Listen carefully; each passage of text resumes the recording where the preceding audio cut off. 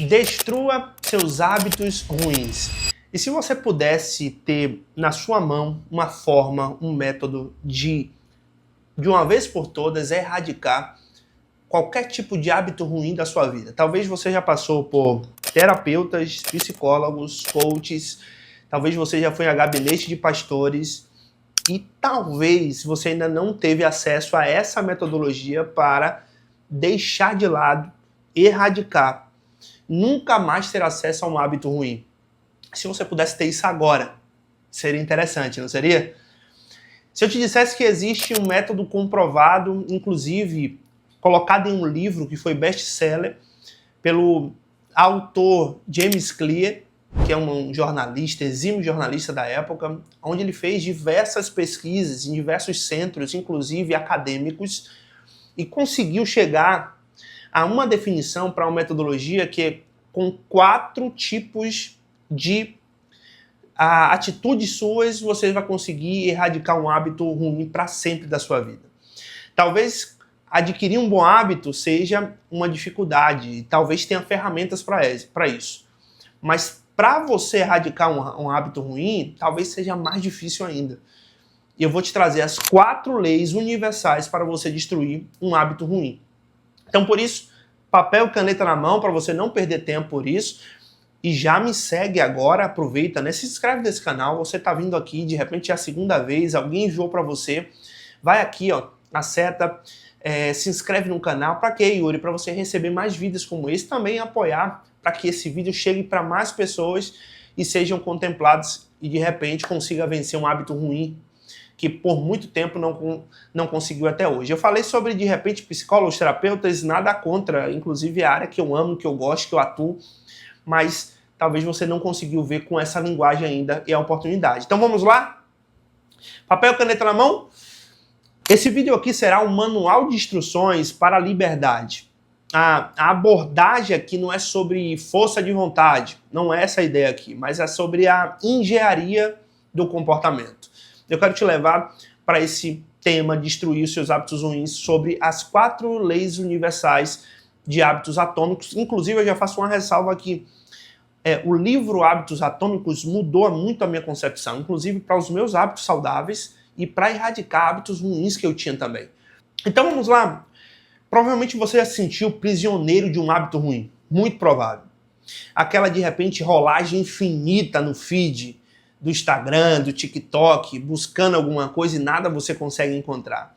De repente, aquele doce pós-almoço ou doce depois do jantar que tem que acontecer todos os dias. Eu conheço milhares de viciados, inclusive você está olhando para um ex-viciado, por exemplo, em doce, compulsivo, inclusive.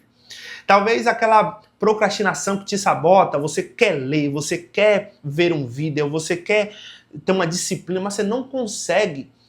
Naturalmente, aquela procrastinação o tempo inteiro fica te sabotando e você não consegue deixar esse hábito ruim. Então, você luta, usa toda a sua força, muitas vezes usa até a criatividade, vontade, mas ainda não consegue vencer esse tipo de hábito e hoje vai ser o caminho que a gente vai te levar para esses mecanismos com essa metodologia. Mas primeiro, deixa eu te dizer, e se eu te dissesse aqui que a culpa não é sua? Se eu te dissesse que, na realidade, isso aqui é a culpa do seu sistema? Vamos mergulhar hoje aqui no lado B do livro Hábitos Atômicos, como eu acabei de sinalizar. E vamos aprender essas 4 leis universais de como deixar um hábito ruim.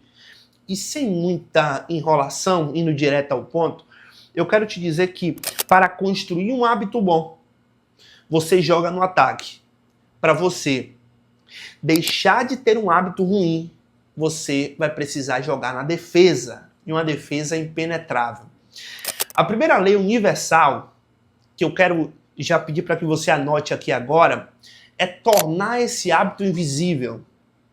Torne o hábito invisível. É a primeira lei universal. Yuri, o que é isso? É a maneira mais eficaz de você eliminar um hábito ruim. E muitas vezes a maneira que a gente deduzia na cabeça era resistir àquele hábito ruim. A gente imaginou, não, a gente tem que ser forte, a gente consegue, né? Você consegue, você é capaz, tal, então tem que resistir quando vinha aquela vontade. Quem disse isso pra você? A primeira lei universal nos mostra que, na realidade, você não precisa resistir a ele. A ideia principal é que você elimine o gatilho que te faz lembrar ou estar em algum tipo de ambientes que ele, de repente, vai ser manifesto. Então, por exemplo, se o cara tem problemas com drogas, o que é tornar invisível esse tipo de gatilho? É você não estar em um ambiente onde tenha drogas. É você não estar em locais onde tenha pessoas que consumam drogas. Por quê? Porque naquele ambiente ali você vai precisar mostrar força, resistência. E a força do cara inteligente, de alguém inteligente, não é você resistir a essas tentações. A força do inteligente é você nem se colocar nesses lugares. Então não se trata de quem é mais sorte, de quem é mais resistente, se trata de quem é mais inteligente, que nem se permite chegar lá. Eu sempre digo, o inteligente, ele te livra no problema. Então você está com um problema lá, o inteligente vai lá e te livra ali daquele problema que você tem. O sábio, ele não te deixa nem você pisar no problema, ele te livra do problema. Essa é a diferença de inteligente e sábio. Então a primeira lei universal, o que é? Eu preciso tornar esse gatilho invisível. Então, por exemplo, as pessoas que gostam de doce. Eu amo um sorvete. Eu vou contar um negócio para vocês aqui. Antigamente, no final de semana, eu já arquitetava junto com a minha esposa e já pensava, filho, esse final de semana vamos fazer o quê? Eu tava pensando em comprar uns picolés. Eu ia comprar, mas não era um picolé, não era 2 picolés. Era uma caixa daquela completa, onde eu comprava ali 20, 25 picolés. Na época não tínhamos nem filhos. E aqueles 20, 25, 30 picolés ficava na geladeira, no congelador, e passava o final de semana, é claro que a gente não dava conta, entrava a semana inteira, e quando eu chegava assim, e aí filha, o que é que vamos pensar? Ah, vamos fazer uma travessa de pavê, vamos fazer uma travessa de um doce diferente, ficava aquele doce o resto da semana inteira. O que é tornar esse hábito invisível, Yuri? É eu não me permitir a nem ver ele dentro da minha casa. Então, mas eu não tenho como, de repente, eu não vou comprar um pavê, eu não vou comprar um pudim. Mas você vai comprar o leite condensado. Você vai comprar o creme de leite. Você vai comprar o sonho de valsa, o biscoito maisena. O que é tornar isso invisível? É eu no mercado, eu nem comprar nem leite condensado, nem creme de leite, nem biscoito maisena. Por quê? Porque no momento que você vai estiver em casa, estiver naquela bad, a mulher, por exemplo, naqueles dias, ali da TPM, que dá uma vontade absurda de comer doce. Quando tiver lá, o que você vai fazer? Vai abrir o armário, tá lá. O que você vai fazer? Vai fazer. Ai, meu Deus, depois vai vir um arrependimento. Não é resistir, lembre, é trabalhar inteligente. O que é que eu faço? Eu não compro. Não é porque eu sou fortão. Não, é porque eu ajo de maneira inteligente. Porque eu penso de uma maneira premeditada para essas coisas. E eu evito o gatilho. Primeiro hábito, tornar invisível.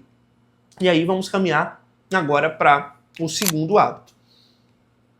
No segundo hábito aqui, na segunda lei universal, melhor dizendo, se a primeira é tornar invisível, a segunda lei universal é tornar ele pouco atraente. Então a primeira lei é tornar o invisível. Torne o invisível. Na segunda lei, torne-o pouco atraente. Como é que eu consigo fazer isso? Nossos hábitos, eles não são movidos pela antecipação de recompensa, né? Ou seja, pela questão, eles são movidos na realidade, né? Pela questão da dopamina. Então a gente, muitas vezes, só em pensar, em imaginar, a gente já libera a dopamina, que é o neurotransmissor responsável por essa região que nos dá o prazer, e só em a gente pensar, a gente já liberou dopamina, a gente já tem prazer em fazer. E aí a gente vai concluir, finalizar realmente aquela bagaceira, vamos dizer dessa maneira. Então nossos hábitos são movidos pela antecipação da recompensa, ou seja, a dopamina. Eu me antecipo. Quando eu sinto vontade, eu estou liberando dopamina. Precisamos reprogramar o nosso cérebro para associar o hábito ruim a uma consequência negativa e não a um prazer. Então vamos entender isso aqui, como é que funciona? Bom, é a ideia da expertise na neurociência que eu amo tanto. Verbalize o custo do hábito.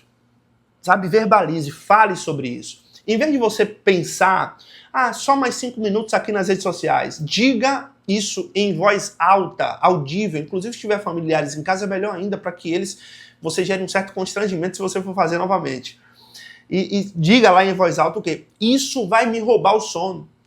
Isso vai me deixar amanhã mais furioso, mais chateado comigo mesmo. Por quê? Porque eu não consegui. Torne esse hábito pouco atraente, por quê? Porque está diretamente ligado à questão desse hábito de você se afastar do propósito de impactar pessoas. Toda vez que você não consegue romper com esse padrão de um hábito ruim, você está deixando de impactar alguma área da sua vida que, por consequência, vai impactar pessoas. Então, como é que eu sou intencional? De novo, eu vou tornar esse hábito pouco atraente, eu não vou deixar ele desejável. Eu vou criar mecanismos para que eu não seja atraído por ele. Tem um cara, eu gosto muito dessa história, eu vou compartilhar com vocês aqui. Tem um cara que ele fez o seguinte, todas as vezes, ele colocou um lembrete, né? Todas as vezes que ele fez um acordo com ele mesmo, que ele acordava e que ele não conseguia acordar na hora, que o problema dele era acordar cedo. E todas as vezes que ele não conseguia acordar cedo, ele ia no Instagram, abria lá a caixinha, o Stories, escrevia: hoje eu não consegui acordar, eu sou um merda, e postava o horário que ele tinha acordado. Ele fez um contrato com ele, ou seja, ele tornou aquilo ali pouquíssimo atraente a você. Se eu for necessitar novamente fazer, se eu for necessitar ter alguma situação nesse aspecto, o que é que vai acontecer naturalmente? Eu vou precisar entrar no Instagram, abrir o Stories, postar algo. Isso não é atraente. Isso não é atraente. Voltando a essa parte aqui, só para a gente frisar, o que é atraente? O nosso cérebro, ele não distingue o que é real e o que é imaginário. O nosso cérebro, ele acredita naquilo que contaram para ele. Da mesma forma, é a questão do prazer para ele. Se eu disser para ele o tempo inteiro que aquilo é prazeroso, parece papo de maluco, né? Mas a neurociência explica.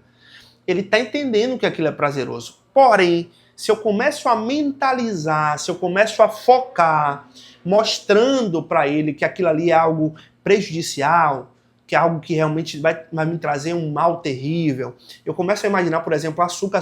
Imagine eu começar a enxergar agora pessoas que têm pernas decepadas.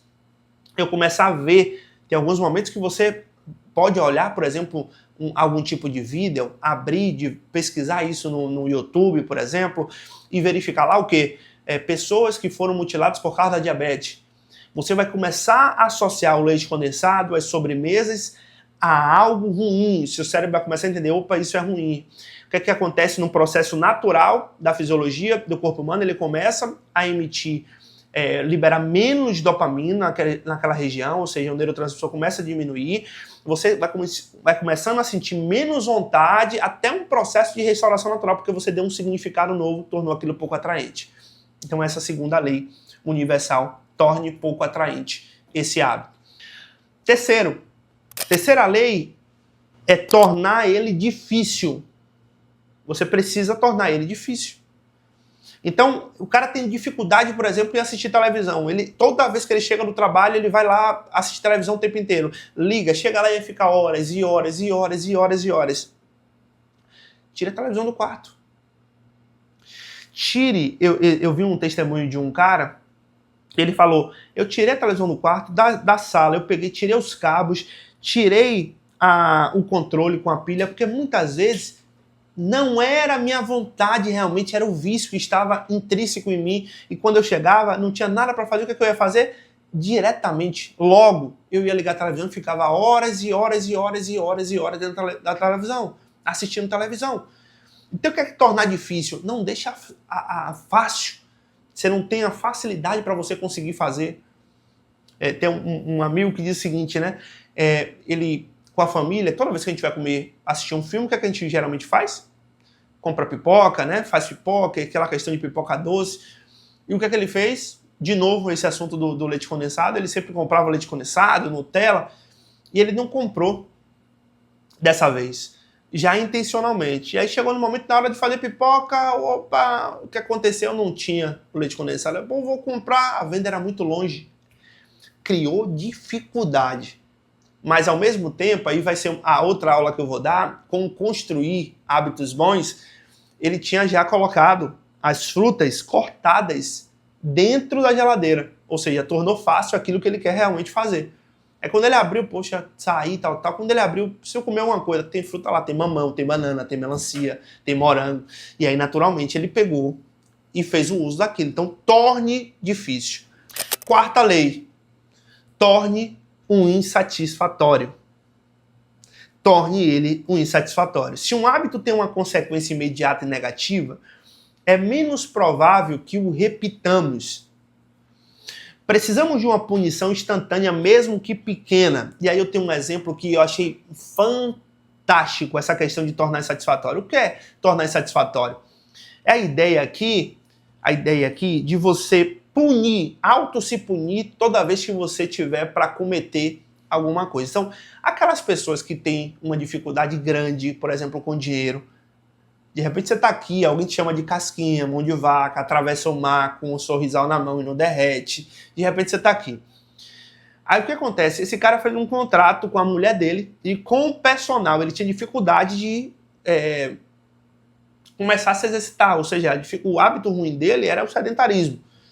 E ele fez um contrato. Qual é? Ó, se por acaso, durante a semana, são 7 dias, se eu não for 6 dias, se eu falhar um dia na academia, ou na caminhada, o que quer que seja, se eu falhar um dia, eu vou fazer um Pix, tá num contrato, eles fizeram um contrato entre eles três.